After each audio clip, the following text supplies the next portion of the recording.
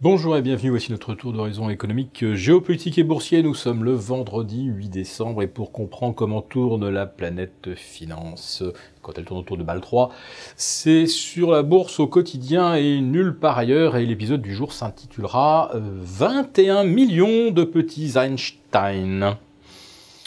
Avant de vous faire sourire avec une parabole sur le Bitcoin, on va commencer tout de suite par jeter un coup d'œil à des marchés qui redeviennent soudain euphoriques dans le sillage des valeurs bancaires qui progressent actuellement de 4% à Paris. En tout cas, c'était la hausse moyenne des valeurs bancaires du CAC en fin de matinée. Un CAC 40 qui refranchit les 5004, qui pourrait donc s'extraire de ce corridor 5350, 5004 dans lequel il stagnait depuis maintenant 10 jours. Alors, il s'échapperait par le haut. Pourquoi? Pour aller rechercher éventuellement le record des 5540 et des 14200 sur le CAC 40 Global Return. Dividendes inclus. Oui, voilà qui conclurait l'année 2017 en beauté.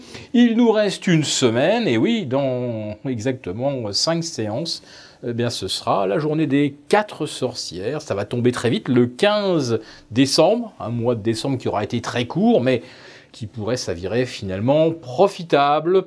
Alors, si aujourd'hui on osait envisager de couvrir à nouveau les portefeuilles, prendre une position offensive à la baisse, évidemment, on serait là face eh bien, à un consensus globalement très haussier d'ici donc une semaine.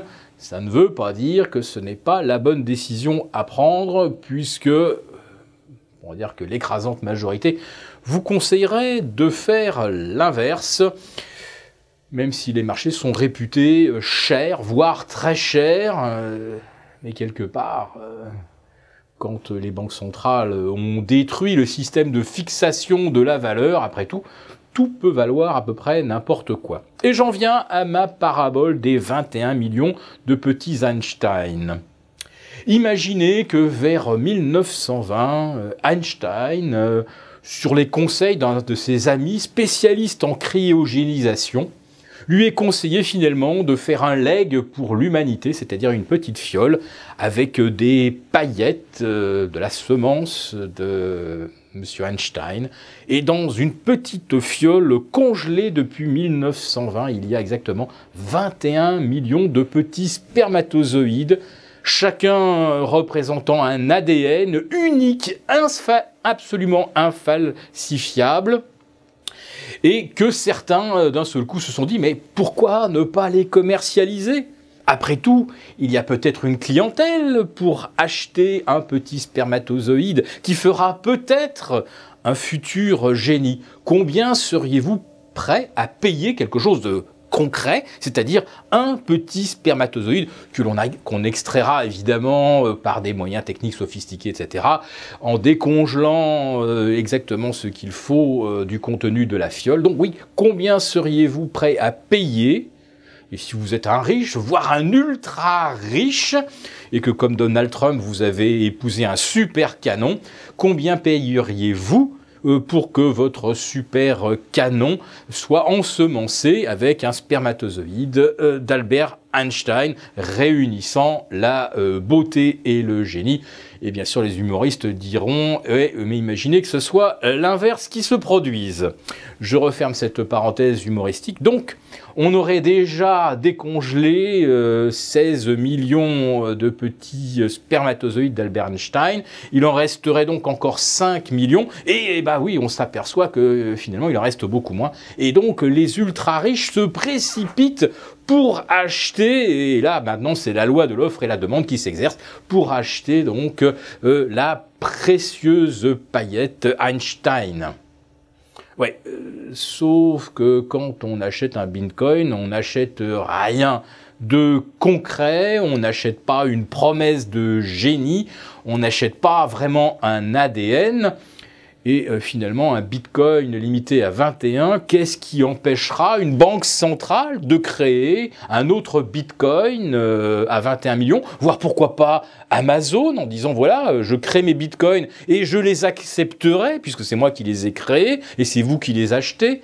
Mais on pourrait imaginer également que n'importe quel distributeur ou n'importe quelle entité crée également sa crypto-devise, son pseudo-bitcoin absolument infalsifiable. Bref, je connais la chanson.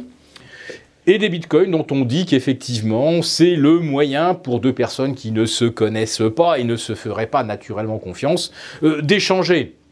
Cela dit, il y a 5 millénaires, quand on échangeait des épices contre des étoffes ou contre du vin en Orient, il y avait des bateaux qui circulaient où on ne se connaissait pas forcément, certains provenant d'Asie par la route de la soie, d'autres par la mer, et ces gens acceptaient finalement bien de s'échanger, mais ils utilisaient une sorte d'intermédiaire qu'on appelait, la monnaie. Donc le bitcoin viendrait de réinventer la monnaie. Je dis pourquoi pas. Néanmoins, quand vous achetez un bitcoin, vous achetez effectivement une ligne de code de crypté. Vous n'achetez pas un spermatozoïde d'Einstein, vous n'achetez pas quelque chose que l'on peut réutiliser sous une autre forme, ce qui est le cas de l'or, de l'argent, qui peuvent avoir des applications industrielles, y compris bien sûr de bijouterie ou de dot, comme c'est le cas en Inde. Voilà, je voulais juste vous amener à réfléchir là-dessus. Je sais bien que c'est pas joli d'envisager de commercialiser les paillettes d'Einstein, mais je me demande si c'est vraiment plus raisonnable de recommander l'achat du Bitcoin à 18 000. Ah non, pardon. Ah mince. Il y a un quart d'heure, ça valait 18 000, là maintenant ça vaut 14 000, et oui. Il y a eu ce matin une sorte de gros trou d'air, mais allez, il y a encore peut-être 48 heures pour se faire plaisir, jusqu'à ce que la plateforme du Chicago Board of Trade rentre en action à 23 h dimanche, donc rendez-vous à 23 h dimanche, pour commencer à trader le Bitcoin au travers des dérivés. Je sens qu'on va beaucoup s'amuser.